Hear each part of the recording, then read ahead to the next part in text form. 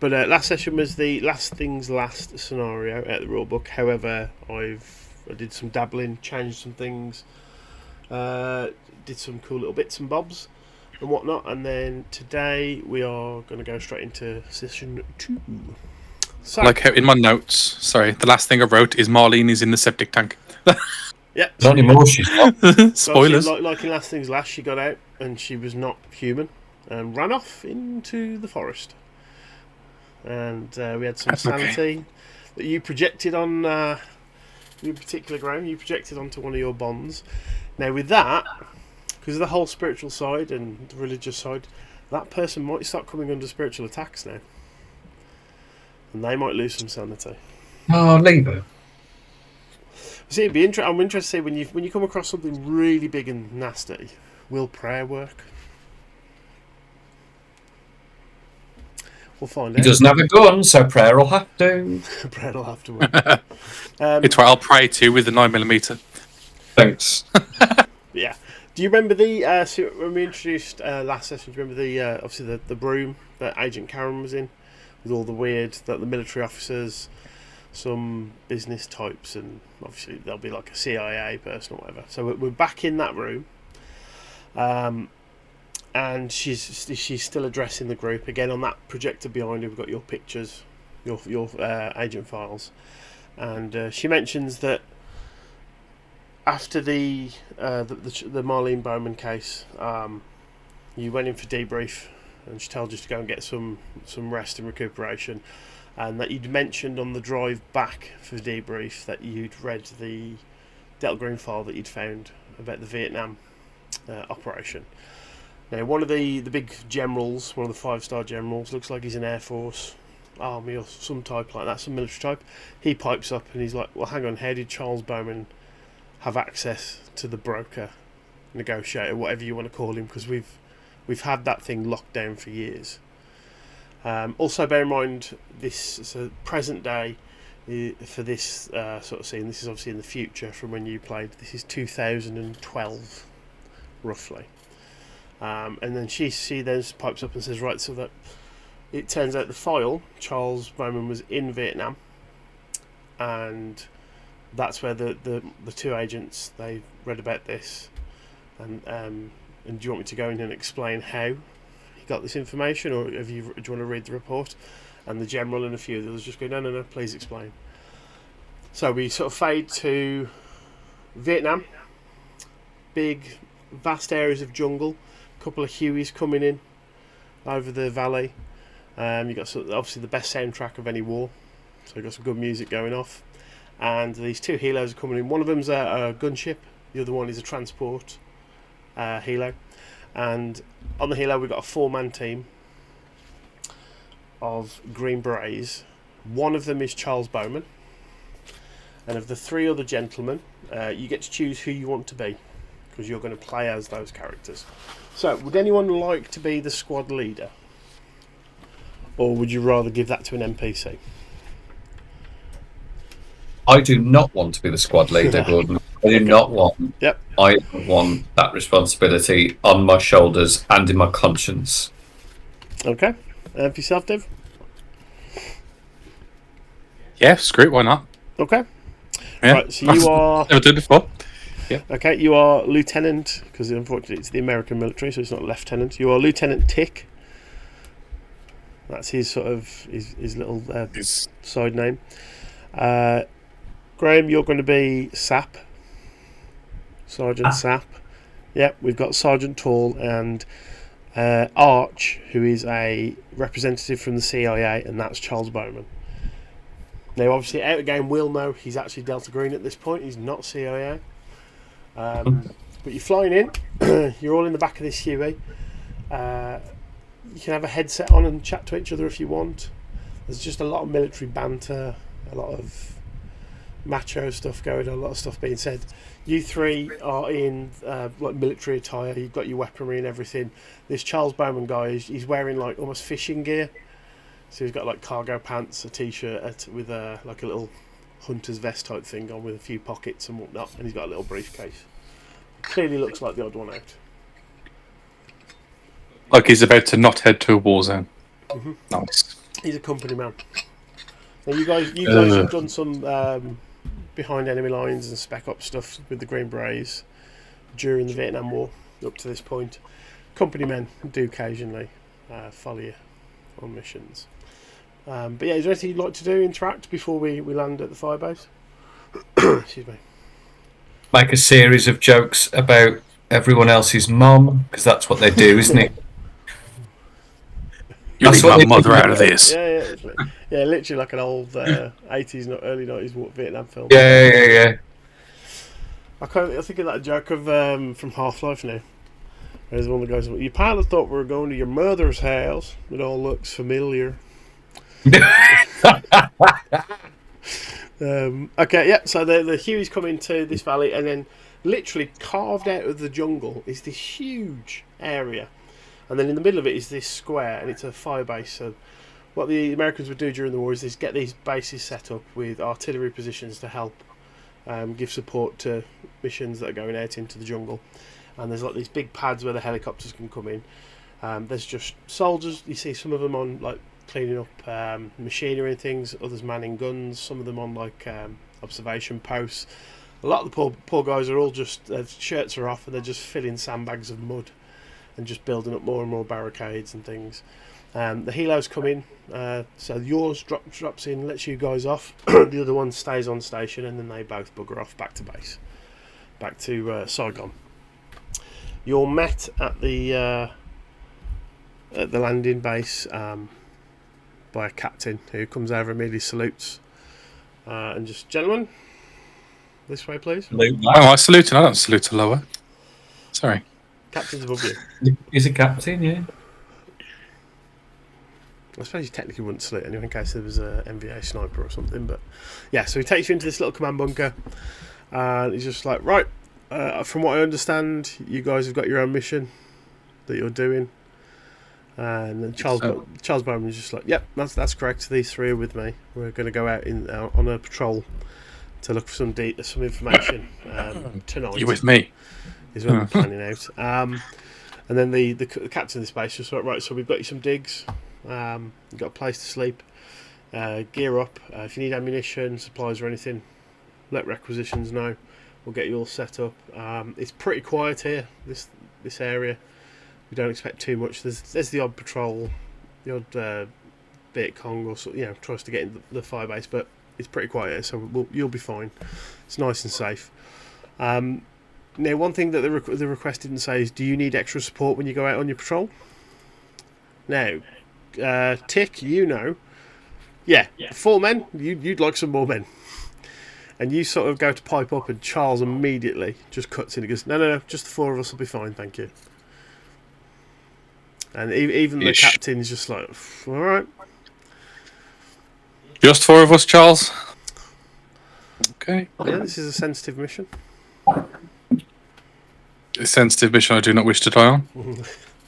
Now also, don't forget, you guys and the other soldier, the other Green Beret, you're not Delta Green. Yeah, so we are just completely unaware. Yeah, you're just doing an escort mission like you've done several times before in the jungle. Normally you do have a few more men or assets. Now the captain does say if shit does go down, depending on the time of day, we can supply you with fire missions if needed. And you'll get set up with a radio pack and coordinates and maps and everything. Charles immediately is just like, well, you won't know exactly where we are, but can we have maps of the surrounding area, because I can't divulge where we're going. And the captain's like, yeah, sure, we'll sort all that. So you will have some fire missions if needed. Okay. So is there anything you guys would do before going out on mission tonight? So it's about like 9 o'clock in the morning. So you've got a good 12 hours before you're heading out. Just to kill. Did you just say to go and kill? No, they've got like 12 hours to kill. Like, it's past time. No. I'm not going to go out and just start murdering random fucking people. He's the reason the My Lai massacre happened. I think that is real thing. Oh, you just got a chogi in. There we Actually, go. I've had about 12 years. I would never like this now because it would just be like your fire. He just go, just disappear. No, that's so dry. Well, yeah. My guy Old Sergeant Sack and do some training. Smoke his cigar. Cool. There's Make him stop the game for a little bit. a lot of the guys on base. They look at you three, and not so much Charles, but you three in particular, with a lot of reverence. You guys are Green Berets. You're the SOCOM Special Forces in this theatre of war, and you guys have done a lot of good work up until now. So you do get a lot of. They'll try and like have a chat with you, ask you, look, what's the weirdest thing you've done, and all this sort of stuff. If you want to divulge and answer those sort of questions, or if you just want to put the fear of God into them for a laugh. Oh, fear of God, absolutely fear of God. Yeah. Now, for your stats for this as well, anything military based like firearms and such, you're going to have a flat 75 in it. Okay. So, because you're obviously not playing your original characters. Yeah. But yeah, you get some chair, you get some shut eye, do a couple of drills down at the rifle range, get kitted up. You got your standard stuff, your flat vest, your little infrared light, your M16. You guys, being Green Berets, you've got some access to some other equipment as well, so you'll take some claymores out with you. Obviously got Tall, who's got the radio and the fire support should you need it. Charles, you notice he's pretty lightweight, so he's just got a submachine gun and a pistol, and his briefcase. There was something in there in a brown paper bag which he transfers into a backpack, which he then puts on when you're about to head out for your mission. Halfway through the day, the sort of, apart from the noise of lots of troops and stuff, the peace is broken a little bit with the artillery starts firing. There's obviously something going on somewhere, and they've called in a fire mission, and the guns fire for about 10-15 minutes and then suddenly go silent.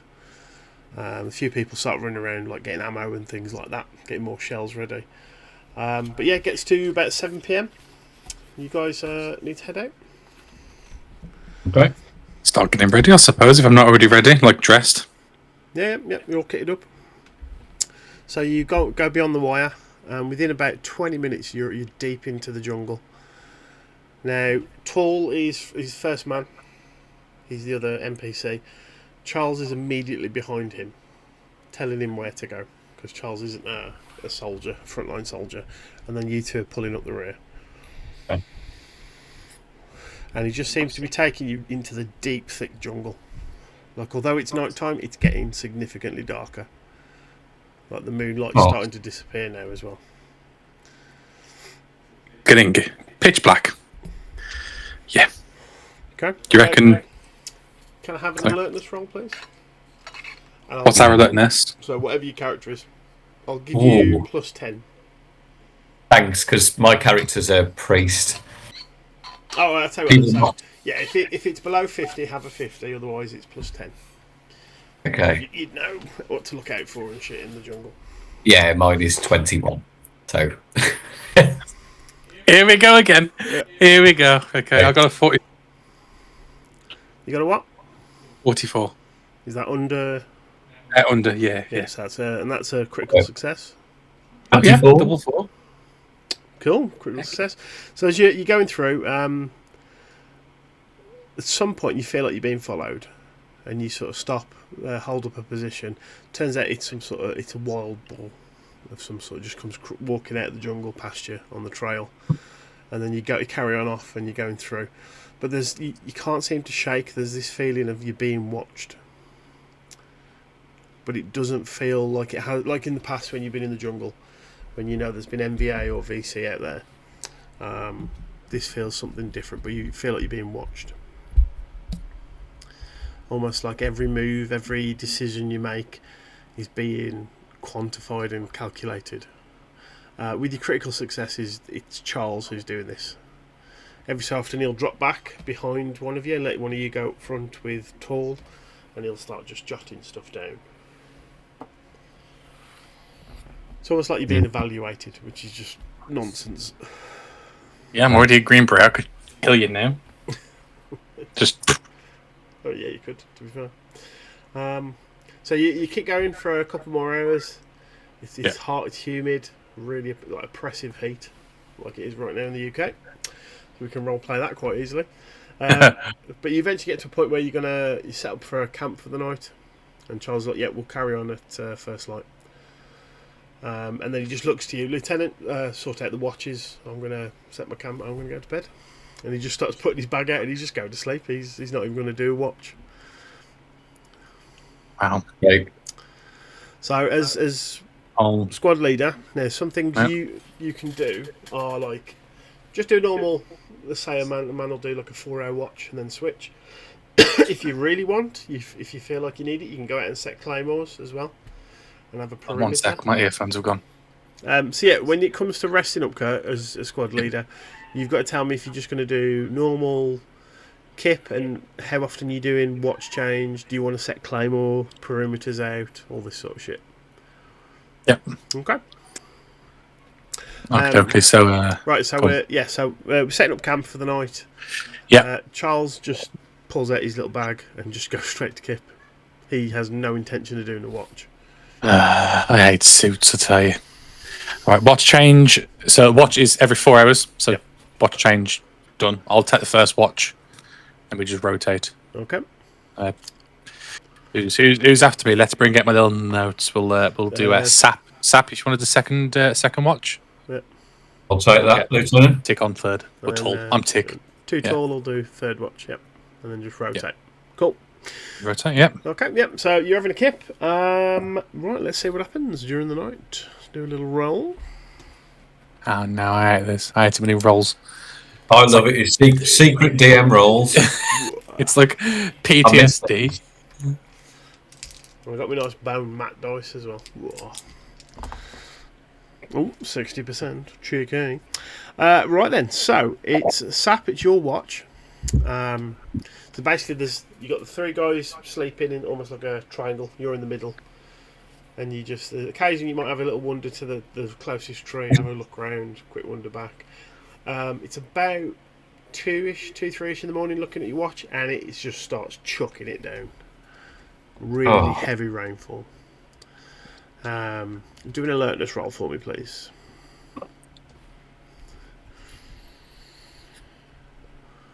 No. No. Just no. How bad?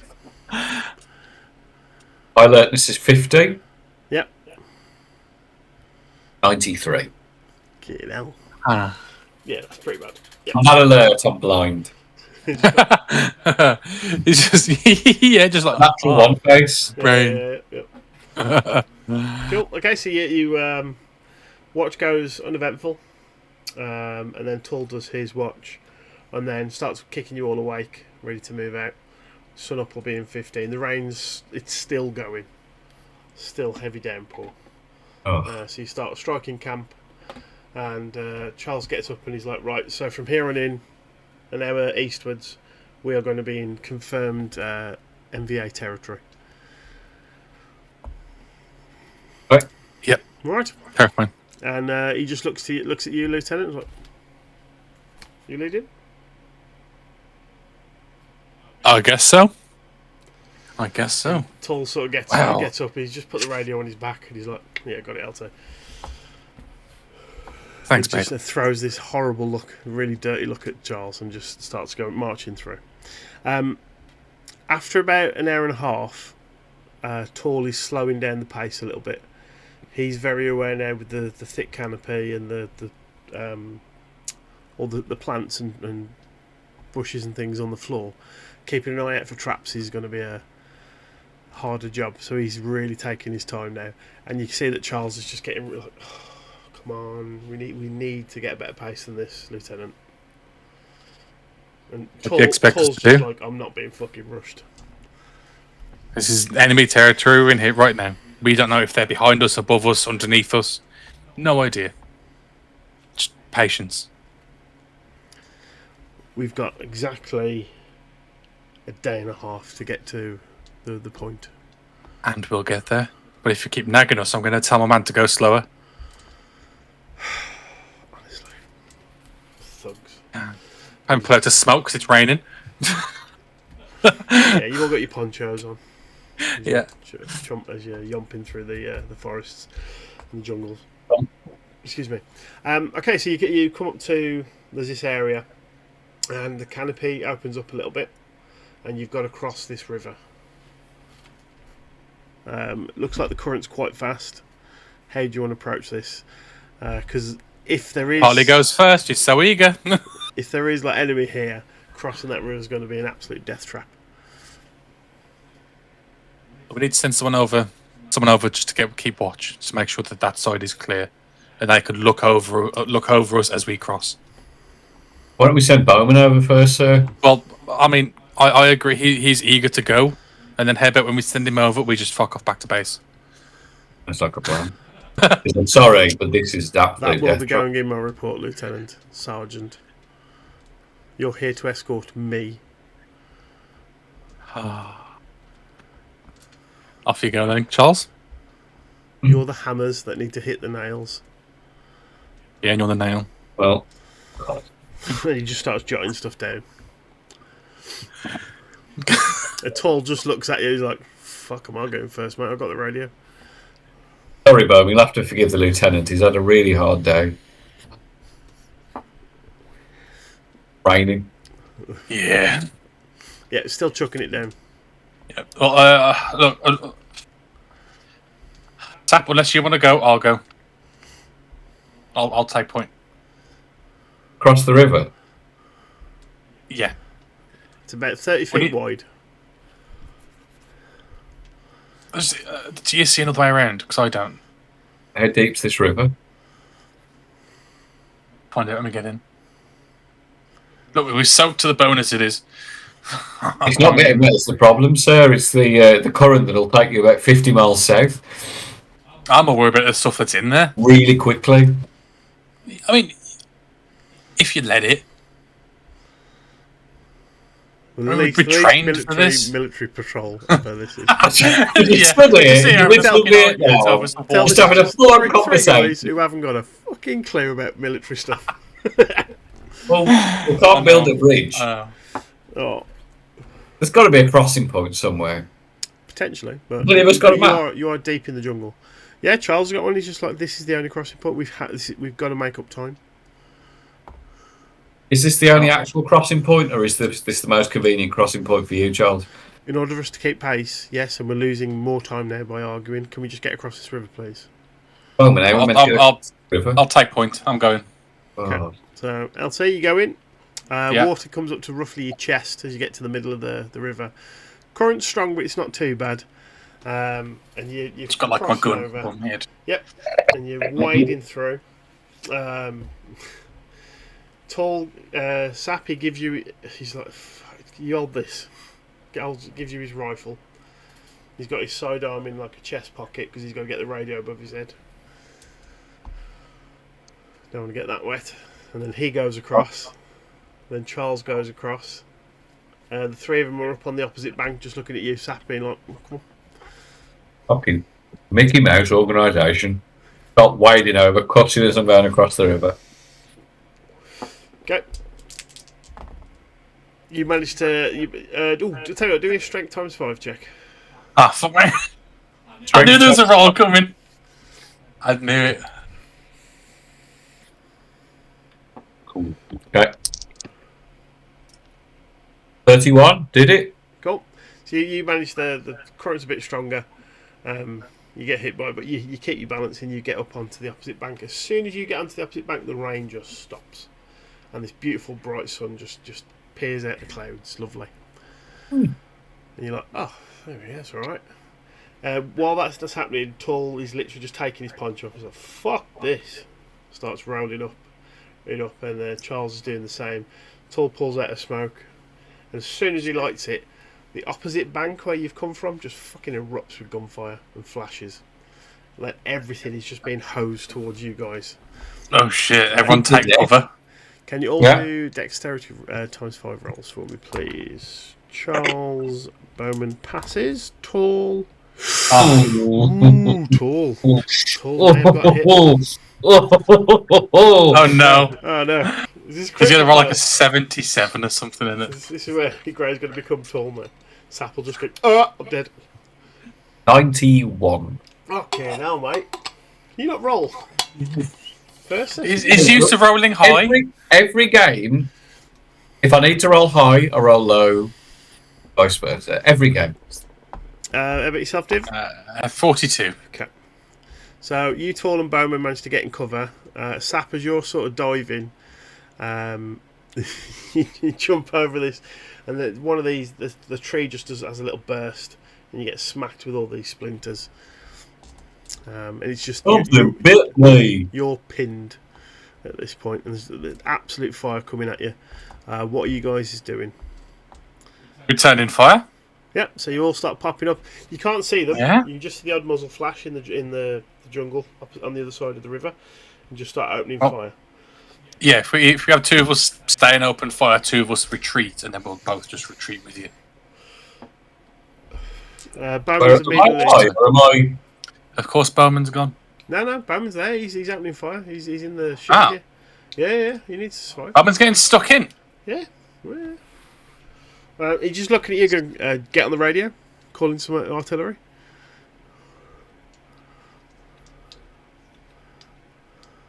Who's doing me? I don't have the radio. You know, Tall's there. Tall has the radio. Tall's there. You're in charge. Yep, Tall, call in some artillery on position. That one. Yep.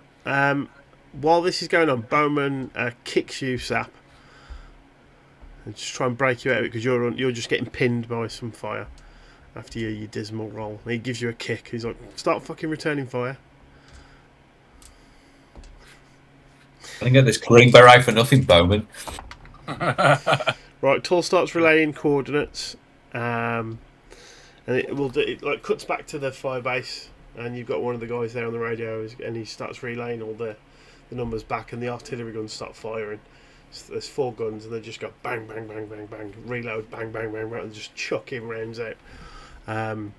Cuts back to you guys. It's getting pretty hairy now with the amount of bullets that are coming towards you. It seems there's Aren't a we lot danger more. close? Yeah, you're right. You'll be fine. But all of a sudden, that entire front of that riverbank just erupts in explosions. Hey. Round after round after round comes in and just starts plastering the jungle. Eventually, the gunfire stops. You hear a few shouts on the opposite bank, and then nothing. And then you just see Tall is going, roger that. I'll tell you, we've got no fire support now for at least another 2 hours. There's some sort of engagement going on further north that the artillery is needed for. Sound, well, they've done what we needed. Let's move on. Okay, just keep moving back through the jungle. Yep. Okay, so another half a day goes past. And again, just starts raining. Horrendous, this weather. You're soaked all the way through. You can't even light a cigarette at this point. It's not even under your poncho. There's just that much water coming from Bowman, you couldn't have picked a warmer route, could you? Who's on point? Tall. Tall's back on point. Okay. As he comes up to this very small opening, and he just stops suddenly, puts his hand up, and goes to one knee. And then Bowman immediately goes to one knee. Let's reciprocate. Let's do the same thing then. Okay. Yep. And he's just Contact. You going up to Contact. Going up to Tall? Yeah, go to the side of him. So just you go up crouch. to him. Now, this guy you've been on operations with him a lot of times, and he's like, yeah, I'll tell you they're up there. I can smell them. That's a good nose you got there, soldier. You know this guy, he's never normally wrong when he gets a feeling like this. You can't see any. There's no evidence to say that there's someone up there, but he's going, no, I can smell them. They're up there, up ahead, about 30 metres. Anyway, around. And then Bowman sort Charles. He's quiet, but he bumps into the back here a little bit. He's like, what's going on? There's soldiers 30 metres that way. Okay, well, we've got to go through him, so let's do your job. We don't know how many there are. There's 4 of us. 5? 4? And Tall's just like, fucking. Takes the radio off. Bowman, you're fucking carrying that.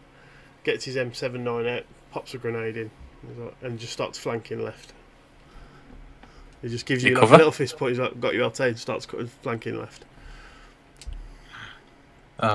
Let's join him. Okay, so are you going to follow Tall, or are you going to go in different ways, or how are you doing this? Split up. Fire from multiple angles. Okay. they ain't gonna know where it's coming from. Right, I need alertness, please, gentlemen. They will know, Yes. 'cause it'll just be 2 different sizes. There's only 3 of us.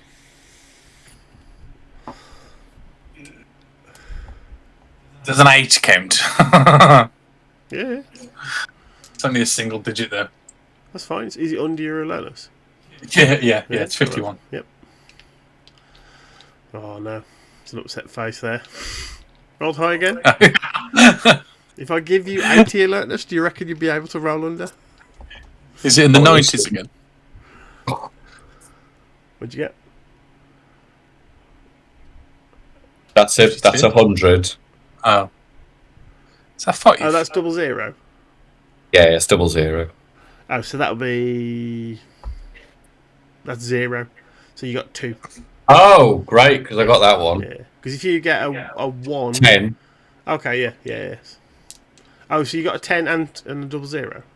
No. So I got a 2 Yeah. on this guy. My units. Yeah. Is that my units or my 10s? Yeah. That's your units, yeah.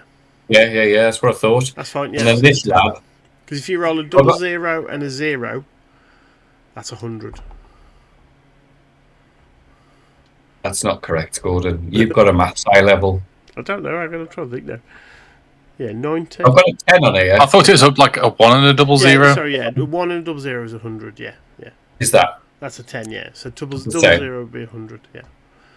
So I got a 00 and a 2. Which in that case, Gordon, then I'm It's really 200. You've actually put, yeah, okay. Someone's going in the comments going, you've got that wrong. But yeah. Well, we have. Don't tell us. We're having a nice time. Don't want to know. Yeah, he doesn't want to know he's fucked his rolls again.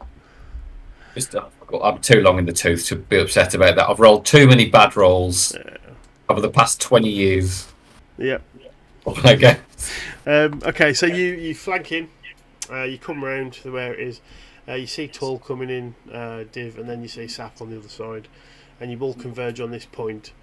And Tall's just knelt there, just sort of like moving the brush around.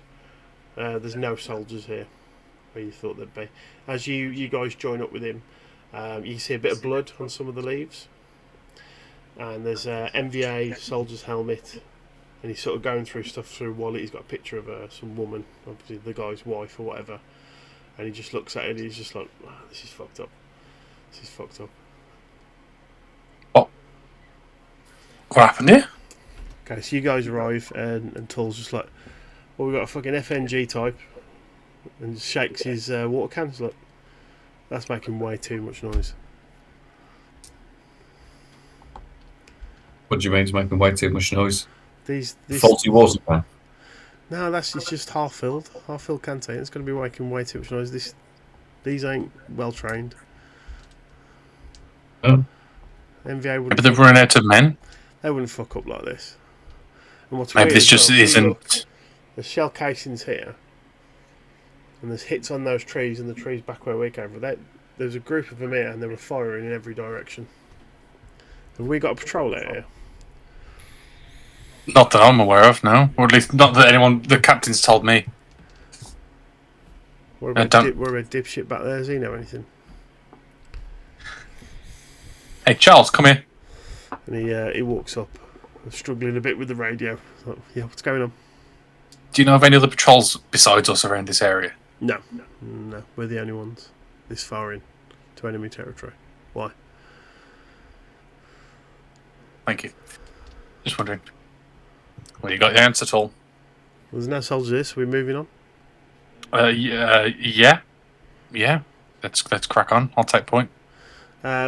Sap, Anything to search or to take? you and Tall just looks at you and he's like, "This ain't fucking right, mate. Something's not right here."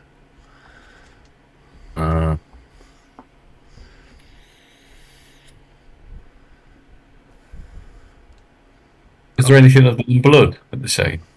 No bodies, nothing. No body parts? No. No drop weaponry? Just bullet case? No, which would indicate that the MVA patrol took, because they always take their dead, if they can, off the battlefield and weaponry. But it's definitely a North Vietnamese army helmet with the star on it. It's not a Viet Cong. But he points out the bullet holes on the trees. He's like, they were firing in every direction. Bullet hole's quite high.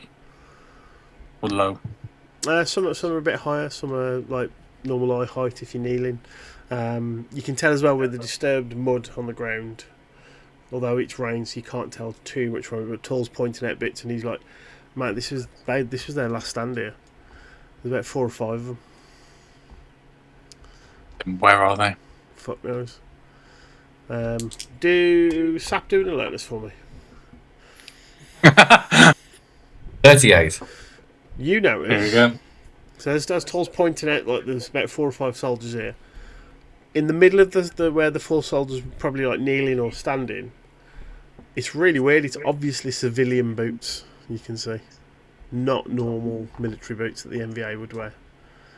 So it's as if there were 4 or 5 soldiers in the middle, and in the middle of them is a civilian. One civilian. Yeah. Very strange. I'll relay this information to Tall and Lieutenant. Well, as you walk towards the LT, you notice at that point, as you're sort of going back to him, because he sort of peeled back off. So you've got Charles standing there, the LT's here, Tull's there. You would normally be here, and you guys would be surrounding a civilian as well. It just seems eerily similar. And then obviously, Davey tells you this. I think we need to go. We need to leave, yeah. We're either about to shoot something or something's going to shoot us. It feels off. Bowman, has there been any other company types like you being escorted by other men like us? No. Not in this area anyway. Because whatever's going on here, you had a civvy being looked after by 3 other soldiers. Vietnamese army types. But the CIA would not be working with the NVA. We're here to stop communism, remember. Alright. Let's move out. I don't like this place any as much as you guys like it. Let's go. Tom, let's go. Okay. I'll take point. Rain's still coming down, and you all sort of get up and start moving. Roll time. There's this snap. Big snap noise as gun goes off, and Tull just drops. And he just starts, fuck, they've got me. And then in front of you, more gunfire starts off, and you all hit the dirt. Tull's about 5 meters in front of you 3, and he's lying on the floor trying to get a dressing kit out of his belt. He looks like he's been hit somewhere up above. You can see fuck me. Tull, you good? I'm guessing you're going to be hitting me over the gunfire, isn't it? Yeah. Well, let's return fire. Let's get Tull some cover and get him beyond cover. Give us some firearms rolls, please. What did I say? It was 75, was it? Yep. Oh, 50. You're not rolling proper dice? No. I don't know how I feel downstairs. about that. I don't know how I feel about that. I am, Show my screen. Because he's passing every roll here with this online roller. So what did you get? Mate, 93. Fucking, what is wrong with you? Exploding on the trees. Okay, and what did you get, Div? 50. 50. Okay, so you and Charles are putting down more accurate fire. Sap's just sort of going... okay. It's sort of overtaking you a little bit. This one's a green beret. It's a lot of incoming fire. Weirdly as well, not as much as by the riverbank. This seems like a much smaller team. Tull, you can see he's got a bit of the ribbon in his mouth as he's pulling this med kit tight. He's been hitting the arm, and then he throws a grenade that goes off, and then you see he starts to get up, gets another round in the leg, but still hobbles on and just you hear the distinctive as his grenade launcher goes off, and there's just a big explosion where the gunfire was from.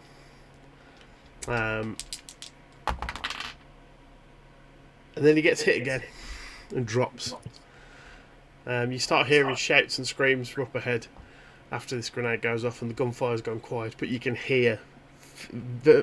actually hear people, and they are Vietnamese. Are you going to kill Tall off, man? What? Have they stopped firing? Yeah, gunfire stopped. Yeah. Okay. Well, let's get Tall. Let's give Tall a hand to pull him back. I'm assuming if he's on the ground, or if he's not, he's standing and he's... No, he's lying down. He's not moving. Yeah, we'll pull him back to where we are.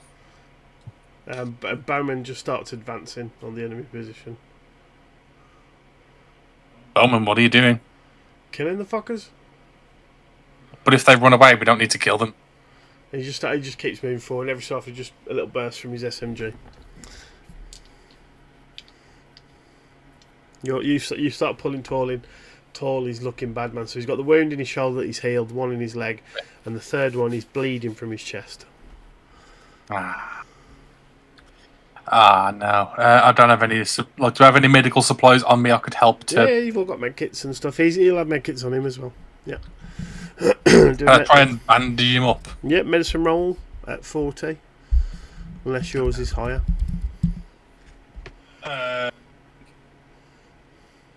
It's alphabetical. M comes after N. Mine's a 0, so 40. 54.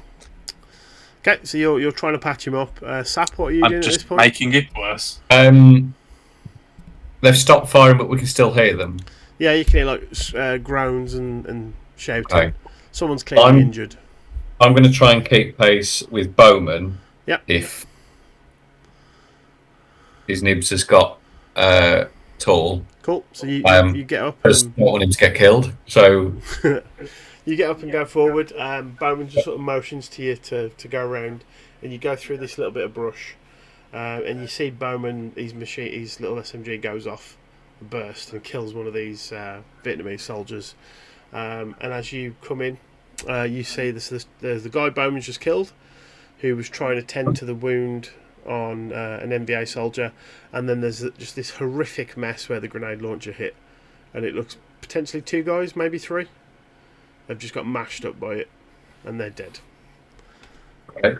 And the guy Bowman shot is not wearing a Vietnamese uniform. He's just got civilian clothes now. Bowman just says, "Go forward, check, make sure it's clear." And he sort of checks the bodies. There's no one else there. As you peel back, Bowman is just going through this guy's. He's got like this little medical bag type thing with a flap, little canvas bag. He's just going through, and there's maps and all sorts. You can see he's pulling out and just flicking through, and then putting them in his bag. He's just stripping them of any intel. Div, give me another medic roll. First aid. Sorry. Was it 40? Sorry, you say? Yeah. Yep, still higher than mine. 83. Okay. This man's going to die. Yep. Sap, what are you doing? Charles is just stripping these guys of intelligence. I'm going to do a quick search for the local area, scan the tree line. Yep, nothing there. Looks like these are the only guys. Okay. Go back over to Lieutenant. Yeah, Lieutenant. To See how we're getting on with talking. So you get over to Tick, and you see he's just trying. He's doing the last little bits of like CPR, trying to. Tears rolling down my face. Sulfur powder on and stuff. It's just not working, and you can just tell Tick's dead. Tall's dead. And the LT is just trying, but he's gone. Sir, he's gone. Leave him be. Oh, he can't be gone. He can't. Not in this place. He's been shot multiple times and we're outside. It's terrible. He's not. He's been shot by worse. I've seen it. He hasn't been this bad because obviously this bad is. Look, he's absolutely. Look, he's multiple dead. times and we're outside. It's terrible. He's dead. If he's not dead now, he's going to get mud in him and they'll just kill him. He's dead. He's definitely dead. I know that because I can see the bullet holes. Oh dear. And it's through bits of his body that he'd need in order to be alive, so... Sorry. You've got a great way of wording things, soldier. Well, my mum was a nurse. I know about science. What? Medicine. I don't know how that works, but okay. That's about. I know about bodies. I know about medicine. I know if you get shot in certain places, you're not going to live. I know that. Oh man. My mum. This goddamn place. All because Charles, we have to escort this man. yeah, Bowman starts walking back and just looks at Thor's like, oh fuck. Sorry, LT. Genuinely. He's a good man. Yeah, one of the best. You taking his tags? We've got to move. Yeah, and he smokes. Alright, fucking hell. Just looted corpse. Why not? Take his pants, just take everything. Make sure you take his shoes. Because we like to take the footwear of the dead.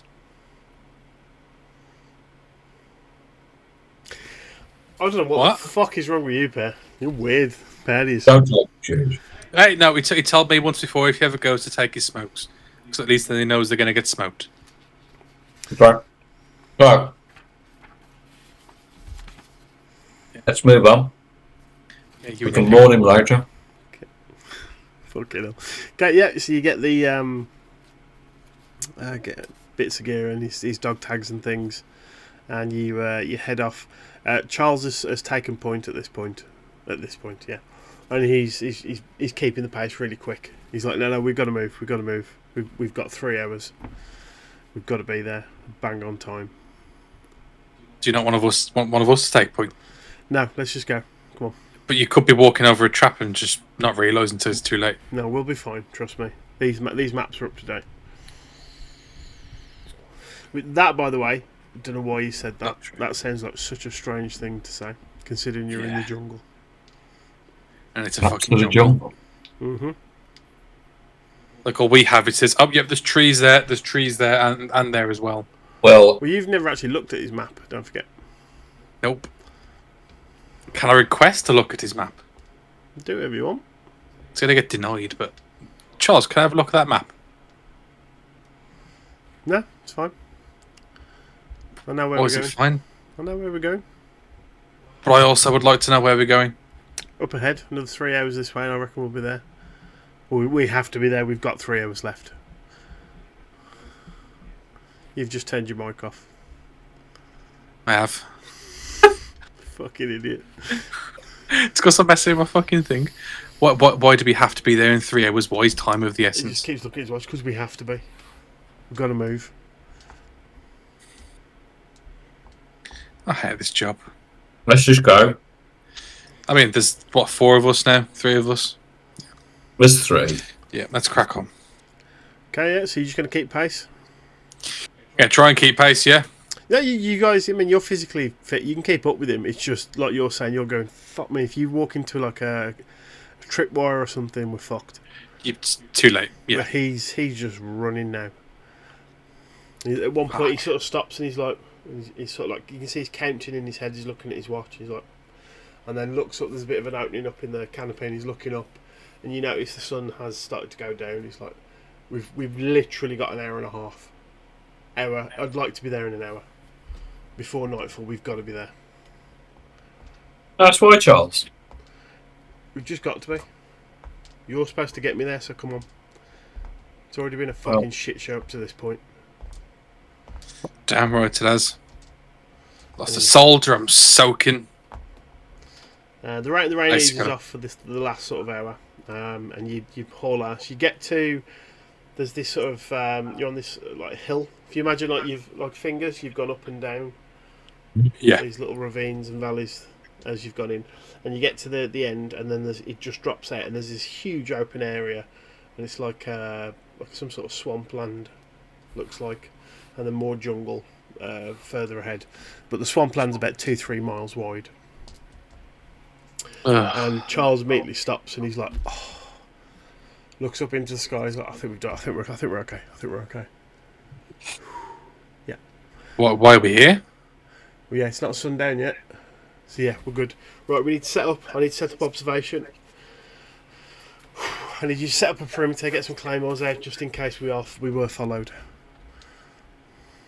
Okay. And he Is gets his pack out, and he's pulling stuff out of his pack now, and he just looks at you like, "I'm not fucking around. You've got to get this done. This is your job, soldiers. Get me here so I can do my thing." I'm going to set up a load of claymores, then set up a Yeah. Okay, Anything else you'd like me to do, sir? just do your job. So Sounds he's petty. got the radio. He's got the radio next to him. You guys go and set up some claymores, and you come back, and you've got them set up about 10 metres out on where there's obvious trail points and things, all hidden as well, so people won't see them. And then if you need to, you've got the clackers, so if someone does come in and they don't trip at you, at least you can clack it and it'll blow up still. But you've set them up. You've got a nice perimeter set up, and you come back to where this opening is, and as you say, the sort of cliff face goes down into and then about 30 feet, and then you've got that 3-mile swampland up ahead that goes as far as the eye can see in both directions. You notice now he's got the radio right next to him. He's set up a little tripod with some sort of optic on there that looks very fancy. Doesn't look like it's military grade. And then he's got this book in front of him, which is this weird, it looks like a really old leather journal. And he's just looking through the eyepiece, moves it slightly, starts writing things down. He's looking up, sees the moon as it's starting to come into view, starts jotting stuff down. He's like, "We all set?" Yeah, all set. I don't like this position. Now we've got nowhere to retreat to. We'll be fine. We need to observe this. You just make sure Do if we need anything to comes up observe? behind us, you fucking stop it. That's our plan. Right, both of you can feel the ground sort of rumbling, almost like a very light earthquake. Find cover. Point my rifle at the tree line. Yeah. So what? Point it to back behind you. If you imagine you're facing out. Yeah. Okay. Both of you do an alertness for me, What's my 50? and I'll give you an extra 10 because it's night time and it's dark. Thank There's you. not a lot of noise. Right. 42. 56. 42 and 56. okay. That's when it hits you both. Why is it this quiet? It's the jungle. You can't even hear insects. It's very strange. Very strange. And there's this every so often there's just this light. It's like a pulse, like a bit of light rumbling. Then it goes quiet. Then a bit more light rumbling. And yeah, so you look around. You can't see anything, and then the rumbling comes again, and it's out in the swamp area, is where it's coming from. You can actually pinpoint the direction now. And then you suddenly realise I can't hear any birds, animals, insects. The jungle is quiet, and it's never quiet. Charles. And he's just looking through this eyepiece. Oh, man. Charles, do you hear that? Shh. It's happening. What's happening? Have a look. Okay, let's have a look. So you look through. There's this. Now you've used night vision. It is around at this point, but this is like an extremely advanced version. Like the picture is so crisp, even at this distance that you're looking at. And he's got it pinpointed at a part of the swamp. There is this huge, looks like a giant snake just writhing out of the swamp water, and it's massive. We're talking hundreds of feet long. Slowly turns to Charles. He's I say, jotting frantically in his book. He just, "Want to go him in?" What the fuck is that? We've got him. What is it? That's what I'm here to find. What are we looking at? Okay, but what is that? It's the negotiator. The snake. It's not a snake. Hey. That's just part of it. It's going to come out of the swamp. Now we've got to absolutely quiet, and we're just observing. We're doing nothing else. And Yes, when what we we're do. ready, we need to call in the artillery on that. On what? Okay. And then Sir. he sort of points, and although you're not looking through the sights app, you can see this thing's getting bigger, and it's actually coming out of the water. And it must be, at this point, about 30-40 feet tall, and it's not a snake. It's got 3 or 4 things coming off the top of it.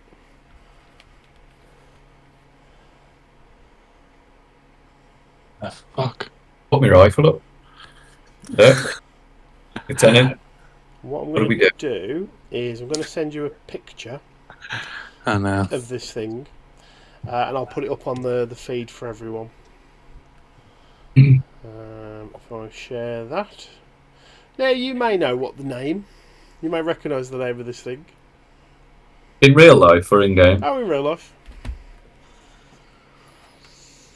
It starts to like get up. It's got these. You can see that it's actually got arms and legs, and Bro. it's standing there in the middle of this swamp, and it's got to be 80 feet tall. I don't actually know the name of that in real life. Oh, okay. I unfortunately do. Now, bear in mind that this you're actually reading the files in the car on the way back to the debrief. So, Karis, you notice that this is where Bowman in his report writes, we found the broker, Noy Moiguin, aka Nyalothotep. Now that name rings a bell because you remember the Egyptian name you heard? Yeah. That's the same name. Oh. So it's linked to the Marlene Bowman case that you're currently going back to debrief on. Okay. Oh. Right, who would like to use the radio? Me. Okay, so Charles, under his sort of shirt, he pulls out this little clasp that's on a chain next to his dog tag, and he breaks it open. There's a little piece of paper. It says, "Call in to the fire base and give them that code to start with. Before you don't call in artillery like you normally would, give them that code, and then I'm going to relay the coordinates back to you. Understand?" Yes. Okay, you look at this, and it looks like fire support coordinates, some sort of code, but you do not recognise what this is. Okay. I'll relay that back on the radio. Okay, so you call you call back to the fire base that you were on. Yeah. There's a bit of a bit of quiet. And it goes, right, please hold, and then another voice comes on, and you just hear the words. Acceptance, red 36, Delta Green, active. Please send coordinates. You have no idea what this Delta Green is. You've never heard this call sign or military code or anything. Charlie, need coordinates. Right, and so he looks. He says, right, things might kick off in a moment, but basically we've got birds now stacked from 3,000 all the way up to 11,000 feet. We're going to call everything in on this thing. We're going to napalm this entire valley. Okay? Are we not in this valley? No, we'll be fine. We'll be out of the shot. Don't forget this thing's in the middle of the swamp. It's like a mile away. Okay. Right? Oh, yep. So you basically, every single number he gives you, which you know these are like normal fire missions, you relay them back. You then wait for a confirmation as they're relaying it, and then all of a sudden you can all hear aircraft up in the sky. And this thing, whatever this thing is out there, it turns, and then two jets come flying in, completely napalm it. It sort of rears up, and you can see how big and this thing is gigantic. Doesn't seem to be that hurt by it. Then you call in another set of coordinates, and another. This goes on for the next 20 minutes. You end up calling in about 8 sorties of jets in, and on the last one. You can see with each one, Charles is getting more and more frantic as well. And on the last one, Charles goes, "This is not hurting it. We've got to get out of here. This is not working." And it's you guys can see the amount of ordnance you've called in. This thing should be dead, whatever it is, and it is not making a dent. Well, best not trip over those claymores leaving. Fuck. Right, I'm going to need one more alertness. In fact, just from SAP, because you're too busy relaying coordinates. Apparently so, man. 96. That's 3 in the 90s, okay. mate. Let's see how close they get. Fucking hell. Okay. Tell you what, do me a luck roll as well. Let's see how lucky you are. So this is just a 50-50. Just roll a D100. You want to get 50 or below. Are you feeling lucky, punk? Let's see how lucky you are. 73. Oh, fuck, really? Oh, no. Okay, so... Not very. Not lucky at all. You're watching this just absolute devastation coming in on whatever this thing is. And you can just hear Charles will say a bunch of numbers, the LT will say a bunch of numbers, there's a break, aircraft coming, and it's back. It just keeps going on and on and on. Charles has gone, fuck, we're not touching this thing. We cannot hurt this thing. We've got to go. Just as he says that, you're all sort of looking into the valley and seeing this big creature. Claymores start going off. And then you can hear screams and shouts, and it's clearly Vietnamese soldiers, and a lot of them. Fuck ton of them. And then more claymores go off. And Charles just like, oh, fuck me. Just starts looking around. We've got to go. Where? We got this thing in front of us that was behind us. What do we want? The giant monster or the Vietnamese army? What do you want to do?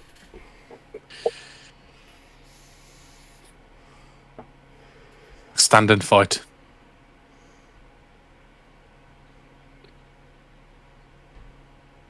We could just try and sneak our way through the trees. Because eventually, if they get through those claymores, they can see the giant monster that's been napalmed by whatever. They might run away. But if we're sneaking away in the chaos, we might be alright, so... I certainly ain't going down into the valley with that thing. And there's Viet Cong back there. We can sneak past maybe the Viet Cong. Well, they've sent claymores off, so they know someone's there. Charles, pack your stuff, we're going. Charles is still looking through the eyepiece, just watching the last sorties. He just takes the radio off you, and he just looks at you and goes, fucking deal with it. And he starts getting on the radio and starts shouting down just coordinates and saying stuff. I guess we'd hold inland then, mate. You ready? So you're going to stay where you are? You're going to move up towards near where the claymores are? What I'm going to pull up a little bit, try and find some cover.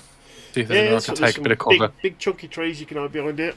I'll hide behind some big ass chunky trees. Some big fat Okay, so the last thing you hear Charles say, and it's just Firebase X-ray, which is the one that you were at. He just says, continuous fire on these coordinates.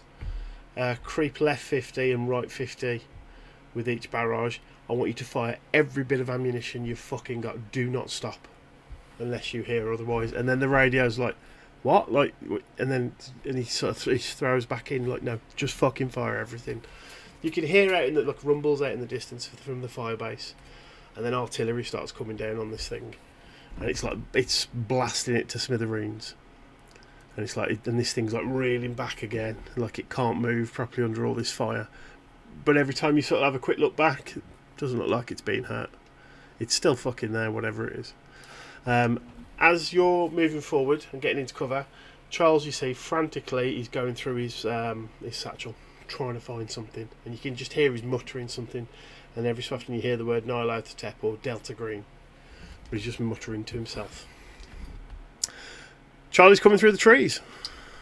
So ahead of you is about 20 MVA soldiers. They're clearly like looking, but they don't know where you are. You've got a set of claymores that they're coming up onto. How do you want to do this? They're quite clustered.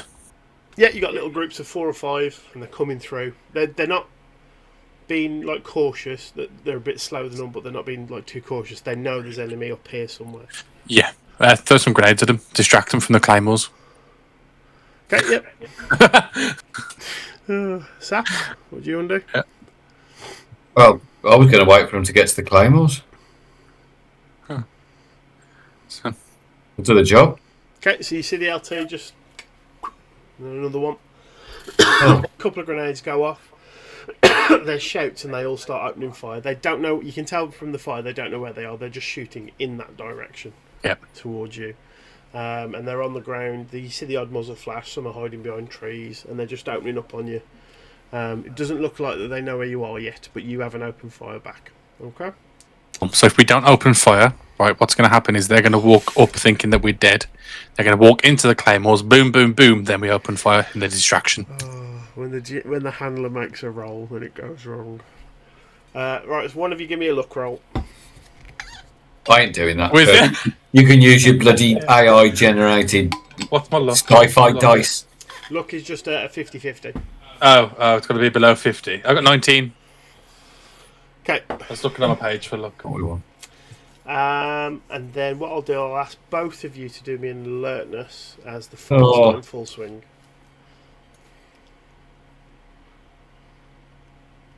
$91. I don't know why I keep getting 90s. Are you reading the dice right? You're not like actually getting like 19. Well, I don't know now. Or 89. 9 and a 0. He's 90, yeah, and a 1.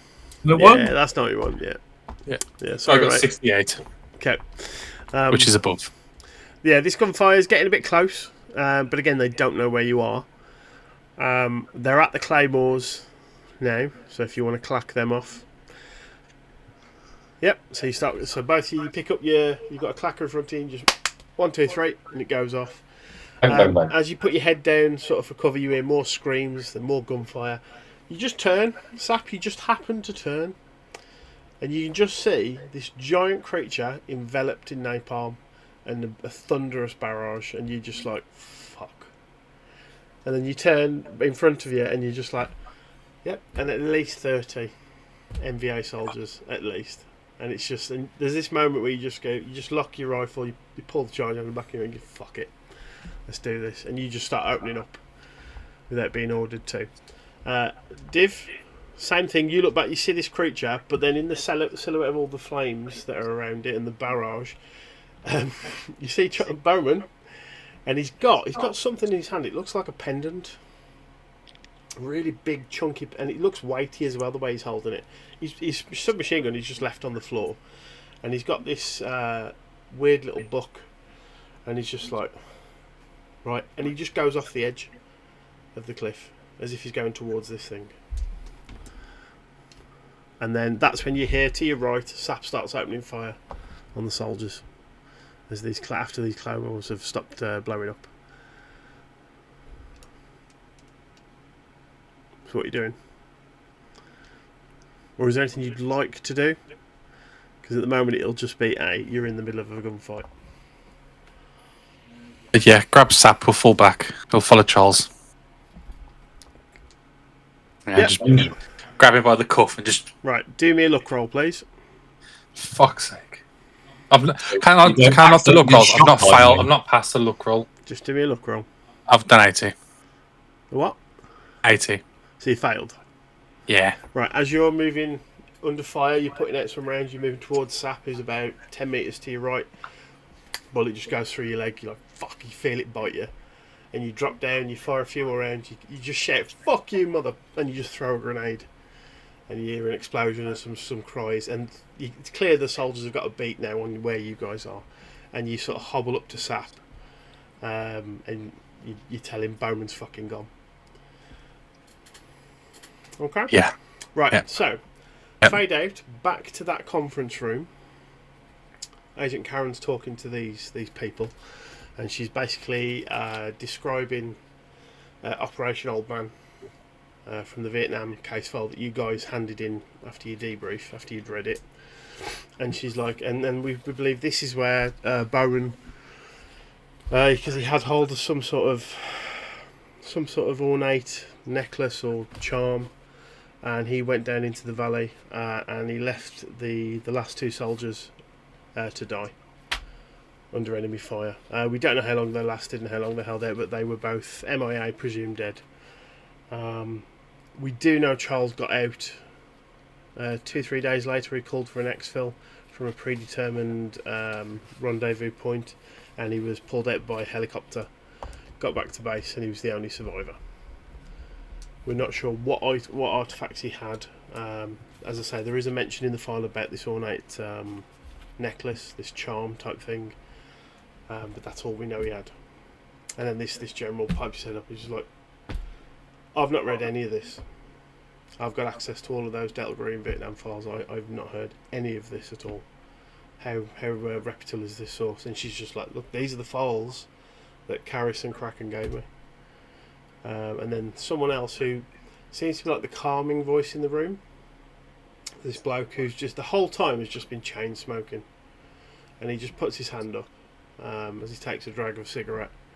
Yes, this is Smoking Man from X-Files. There's a nice little nod. Love that character. He's a bastard. Yeah, he's a piece of shit. No, he just pipes up and he's like, okay, so that would explain what he was doing to Marlene, according to your agent's debrief. So what are we looking at here? Is this, did he manage to contact the broker? Did he do something? Do we know exactly exactly what happened here? And then she just pipes up and just goes, we're not sure. Now I've sent to the agents for rest and recuperation. Kraken in particular, this was his first operation with us. They've gone back and rested. However, as we all know, the incident in Charlestown at the gas station, and everyone in that room just starts like uncomfortably going, fuck yeah. Like they all know what this is. I believe that's linked to the Bowman case. So with your permission, I want to reactivate them. And everyone's just sort of looking around, and there's a bit of they look at the guy who's smoking, and he sort of just nods, and everyone just in agreement pipes up and just goes, get him back in the field. And she's just like, thank you very much, gentlemen, and puts the stuff away and walks out the room. As she walks out the room, she immediately goes to her phone and starts calling. So back to present day. So this is actually 2003 sort of time. So you haven't seen each other for 4 years, nearly 5 years. What are you doing at this point in your lives? I'm still working my ranch. Yeah. So because you've Still. unless you specifically want to have done a Delta Green mission, it's going to assume that you haven't been activated again since that one. Yeah. I'm going to assume it's not been. I've not done anything else. Okay. How about yourself, Gray? Well, I'm still. Father Damien is still working primarily in Harlem, but he's working a lot closer with more senior diocesan officials. Okay. Being sent out to investigate potential exorcisms a lot more. Oh, okay. So interesting. Do you feel this is because of what you told? Was it a bishop you spoke to? It was no, it was the cardinal get wind of it. It'd be because of whoever you spoke to when you tried to get your sanity back. It was my spiritual director, Father Tony. Okay. So would you? He's fine now. Right. Would you assume that he's gone above your head then and told someone, and maybe this is why you're getting more jobs like this, or are you just seeing that there's more of this shit out there? I think it's a little bit of column A, a little bit of column B. Okay. They know what I saw. The cardinal is aware. Okay, I'll tell you what we're going to do. We'll do 2 little scenes, one with each of you. We will do... Right, Gray, you first. So, you're on... This is like week 6 of this, working with this case, this little girl who may be possessed. But you've been working on the case. A little girl. Yeah. Okay. Trying to figure out if is it mental issues, is it issues with the poverty. So she's from a small Filipino community within the Harlem sort of set. And they're obviously very mistrustful. They don't want to get involved, but there's someone who's obviously contacted you in the community. You've gone down, you've been sort of building up a rapport with them, and you've decided this is the last sort of assessment now.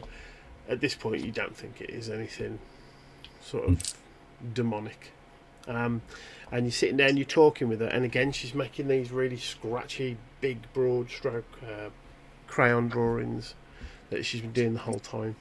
And whenever she draws something, it's always a family and then this big black triangle with legs, with 2 legs and a body that she draws. And she always says that she points at him and says something in Filipino that you've had translated as broker,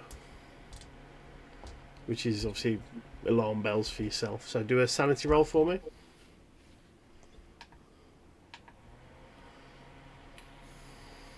What have I got to roll under again, Gord? So My sanity. Yeah, your sanity. Okay, my current or... Yeah, current. Oh, I just done it. 41.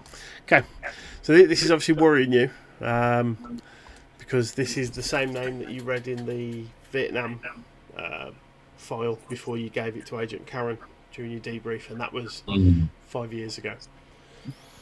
But then that case just comes flooding back, and you see the woman all like mutilated and a foot missing, and the way she'd been abused, and then the fact that she just had this horrible grin with these spiky teeth and just runs off into the forest, and it all just starts flooding back. What would you do at that point?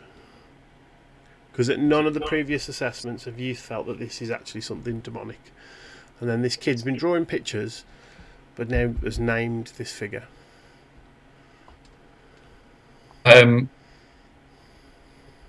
Take some photocopies of her drawings. Mm-hmm. Make contact if it's at all possible with Agent Karen. Is that possible with being activated? No. Right. Keep them with me. I mean, you may not even be in Del Green anymore because you've heard nothing.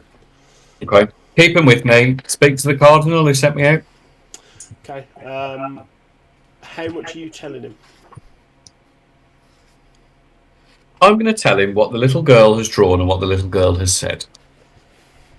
Okay. And are you going to tell him that this name Broker Nylothotep you've heard before?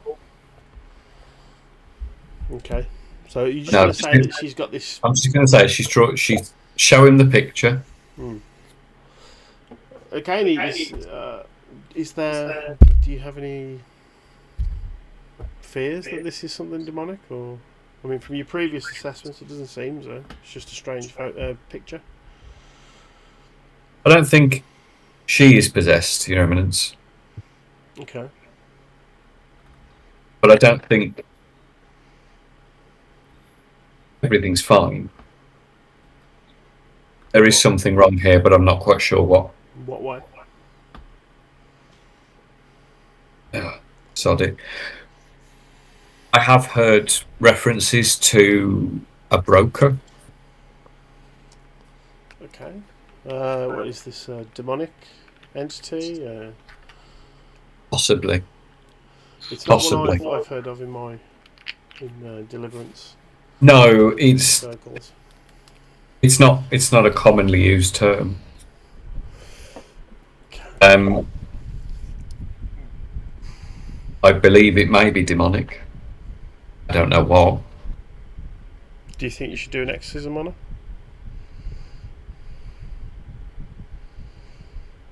We could try with some prayers. To do a full exorcism, I think, would be folly at the moment and could jeopardise what I've been doing with her and the family. Okay. I'm not sure if you're aware of the way that the church is perceived at the moment. We do not want to be doing exorcisms unless we are absolutely sure, especially in a very impoverished part of society. Because if you're wrong, this will go very badly on the church. Well, then, with your permission, this comes from His Eminence. This comes from Rome. Well, perhaps I could do some prayers of blessing at the home. And if it manifests? If it manifests, then that confirms that we need to do a full exorcism.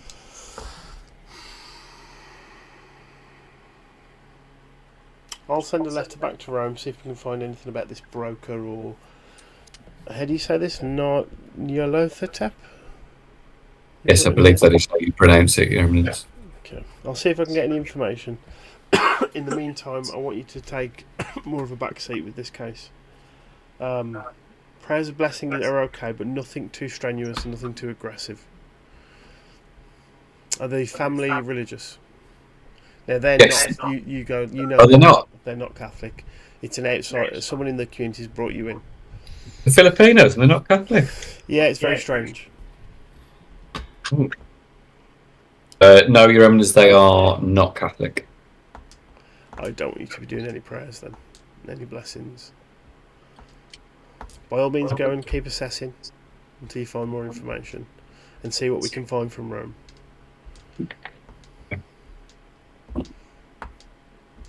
Maybe see if you can get the family to church. Get the child baptised. Maybe Baptism. Well, get them to church more regularly. Maybe you can convert them, get them back within the flock, and we'll go from there. But in the meantime, I'll see what I can find out from Rome. Okay. Right, I want you to do. Ooh. What is your criminology or occult? Well, let's not even look at my criminology because it's piss poor. My occult is 80. Oh, okay, right then. Right, I want you to reduce the bond with who you just spoke to by 2. Ooh. However, are you currently at any negative sanity? Yes. Okay, you're going to gain 2 sanity. Oh, lovely. Because I'm going to say that is a stay on the case roll, because this thing has popped up again, this broker. Okay. And yeah, we'll see what the what Rome can dig up on the Niles Tep or the broker, and we'll go from there. Okay. Excuse me. Right, Div, you've been on the ranch for the last 5 years, just cracking on, doing things as you do. Yeah, just keeps me going. Now, the reason, obviously, you remember the reason you got recruited into Delta Green was there was some cattle mutilations on a ranch. Yeah. In the same in the nearby county. The one night you're having, everything's been all right since the mission. Really, the first few months were a bit hairy. But yeah, so it's about 4 or 5 years on. You've not even thought about Delta Green because you've not heard anything. However, last night you had very, very strange dreams of this large black triangle in the middle of stars. If you imagine like a backdrop of just like the galaxy, stars and a nebula, but there's this black triangle that just soaks up all colour in the middle, and then there's these little tentacle things that come out and start to go towards you, and it wakes you up. And it's 3 a.m. You see on your little bedside clock, and you wake up. You are sweating profusely. You've not had anything like this. Yeah. That's when you hear some of the most horrific noises coming from the animals. You get up. You run. In my gym jams, yeah. You run to the window, and you sort of open the window up, and you're looking out onto the ranch. With the moonlight, you can see like where the fences are and things. And for a split second, you're sure you saw this bright light just shoot off up into the sky. And it seemed to be over the cow pen. So you head out, you get your rifle, you run across the yard. Is it just you at the ranch? Is anyone there? At night times, yeah. During the day, my mate Eric will sometimes pop over, or my ex. Okay. So yeah, you run over to the cow barn, open up, and the cows are going mad. Absolutely mad. And there's some of them that were out in the pen as well, and you go out and there's 2 of them that are dead, and you run up to them, and these are the exact, almost a carbon copy of the area that's been hit, but the weird cattle mutilations that you investigated for when you got recruited into Delta Green. This is weird that this is just out of nowhere. You've had that weird dream, and then this. Over 5 years, nothing's happened, and then today. Is there anything special about the day? Was it just a random day? Great question. Do a look roll. Yeah, because I've been doing great look rolls so far, haven't I? 11. Okay. Critical success. This is 5 years to the day that Marlene Bowman ran out into the forest.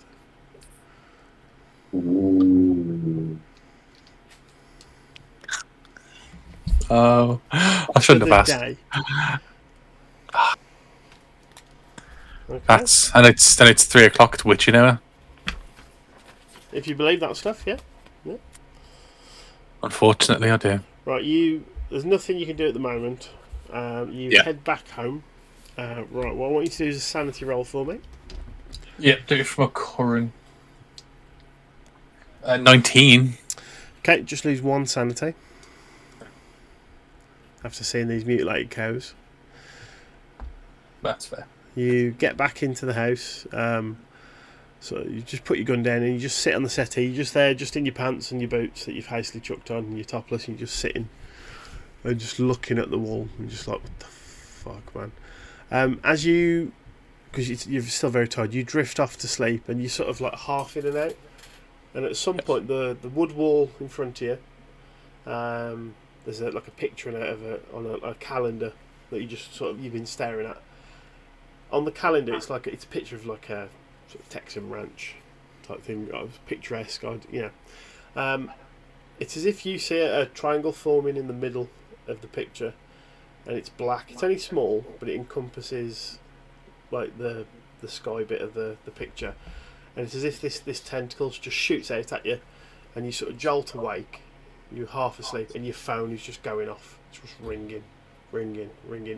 Like you sit there for a couple of minutes, and it's not even going to like answer phone or anything. It just keeps ringing. It's just got caller ID unknown. Answer the phone. Gonna pick it up. Finally. Hello. Morning. Karen? Agent Karen? We're reactivating you. Yes, ma'am. In the next message. We'll see you in a couple of days. And just hangs up. Eerie timing. Yep. You get these coordinates. It's actually it's 1 state up from where you are. So you're actually going to drive there. It's not too far. It's a couple of hours. Let's take my truck. You drive up. You get off the interstate, and it's this little this cool little. It's like a UFO diner. There's there's local UFO sightings, and the lady behind the bar, she's got all these photos and things, and says if you're looking for UFOs, she gives you this map that'll show you all the hot spots. And what can I get you? She gets you a coffee, and she pours you the coffee at the bar, and you sort of turn. You're like, I'm going to go and sit in the booth. You turn, and there's Agent Karras sitting in the booth, and that's when you both clock each other. You were activated as well. And in front of you is Agent Kraken, just holding a coffee, looking at you. Harris? Yep. I thought you were in Harlem. Well, I was. What brings you here? We've been activated. You've been activated as well? Are you shouting that? No. Yep. But I'm taking that. No. Just going over your camera, you just keep blurring out. I have no idea. It's trying to focus on something. Yeah, it's big black triangle. It's behind your head. It's only happened the last 10 minutes. I've no idea. It's like this part of my eye just keeps going blip. Okay, so you're going to sit in the booth with him? Yeah, we'll sit down and have some breakfast together. Okay. Or some lunch, whatever time it is. Breakfast. So you're sitting down. She comes over. You order some breakfast. And it's up to you how much you say, because it's been 5 years since you've seen each other. Yeah. Is there anything you want to discuss? Just ask him how life's been, like if he's got up to anything interesting, the usual. Life's been fairly steady since we saw each other last time. Busy in parish, busy with the diocese, the archdiocese. It's nothing to report too much on. What about you? Mate, literally the exact same. All day, every day. It's great. Absolutely. Genuine. I don't know what it is. I just love working with animals. They're just chef's kiss. Is that because you eat them? No. I love working with Texan. I mean, potentially. As you're sitting in your booth and the window's just to your right, you're face to face. Big black sedan pulls up, and you can see that straight away. So the lady in the passenger seat is Agent Karen. There's a black guy driving. That's the homeless guy you saw 5 years ago on the street who you thought was following you. I even wrote it down in my notebook. Yep. She says something to him, and he turns the engine off and just sits there. And she gets out and comes into the little diner. And And just straight away to the bar, the lady behind the counter. Black coffee, please, and just sits down with you both. Agents, good to see you. See you too. Been a while. 5 years. To say, yeah. Yep, not counting. 5 years to the day when I called you both. The day. Mm-hmm. There's some weird coincidences going on lately, I'll tell you that now. There's nothing in this line of work that's a coincidence, trust me. And she sort of stops as the coffee comes over, says thank you, and just watches the lady to go until she goes back and out of earshot. And she just looks behind, makes sure no one's in the booth behind you. Right, and she opens up this laptop, types something. I want you to look at this image and tell me what you see. And so she turns it around. Both of you do a sanity check for me. Oh, stop showing us scary pictures. Oh, I'm no. really. I've got. I failed by 1. I failed by more than 1. Okay, then you get a critical fail. 81. No, yeah. No, I got 78. Okay, So fine. both lose a sanity. So it's this horrific image of you can't quite tell if it's male or female, but there's this person in. It looks like CCTV footage in like either a gas station or a shop or something. There's all these shelves with items on, and it's not blurred out or anything. But you've got a person slumped on the floor. Their head has been twisted completely round. You can tell. You can see the back of them, where their arse is, and their head's pointing backwards. And they're just slumped on the floor, clearly dead. Excuse me, and a bit of blood's coming out, just for a bit of colour, a bit of flavour. And then she hits a button, and it sort of, you can see it rewind back, and then hits play. And she just goes, "I want you to tell me what you see." You watch this. There's this person stacking shelves, person who is clumped on the floor, and then an old lady walks in, quite well dressed, prim and proper, white curly hair, very tiny little thing compared. You notice that the person stacking the shelves is actually a young black girl, and the old lady sort of just pats her on the shoulder. She turns around and they're talking about something, and the black lady who works at the shop, she sort of just points and says something, just like, go over there or whatever, and then the old lady just smiles, says, like, nods, and you can see her say thank you. And as the girl turns back to fill in the shelves, she just grabs her head and just twists it. The body drops, and the old lady's just looking at her, and you just see this big smile starting to come up, and she just looks up to the camera, and then opens her mouth, and you see this sharp teeth. It's Marlene Bowman. She's just smiling at you, and even though this is CCTV and she's looking at the camera, you feel like she's looking at you both. Bowman. And that's where we'll leave it. Ready for the next one? Okay. Thank you very much. Thank you. Oh, I hate it when you do that. I have so many questions. I just can't. I won't get them answered until next week. God damn it. Old Bowman's Thank back. you.